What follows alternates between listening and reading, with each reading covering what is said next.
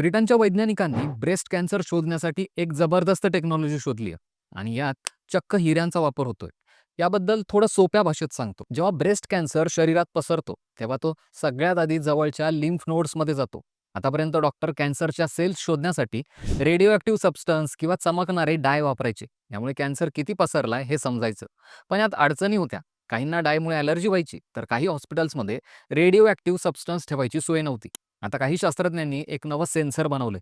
ते विषारी नाहीये आणि त्यामुळे रेडिएशनचा धोकाही होत नाही. पण यात होतं काय, तर सर्जरीच्या आधी किंवा दरम्यान डॉक्टर ट्यूमरमध्ये एक खास मॅग्नेटिक लिक्विड टोचतात. हे लिक्विड कॅन्सरच्या सेल्स जशा लिम्फ नोड्सपर्यंत जातात तसंच तिथे पोहोचतं आणि मग सेन्सरच्या मदतीने डॉक्टर त्या लिम्फ नोड्स शोधतात, ज्या काढायच्या असतात.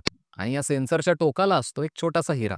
या हिऱ्यामध्ये काही खास नायट्रोजन व्हॅकन्सी सेंटर्स असतात, जे मॅग्नेटिक एनर्जी ओळखतात. वारविक युनिव्हर्सिटीचे प्रोफेसर गॅविन मार्ले म्हणतात की या केंद्रांमुळे हिऱ्यांना छोटंसं मॅग्नेटिक बदल जाणवतात आणि यामुळे हिऱ्यांना गुलाबी रंगही मिळतो. यामुळे कॅन्सर शोधणं सोपं, सेफ आणि परफेक्ट झालंय.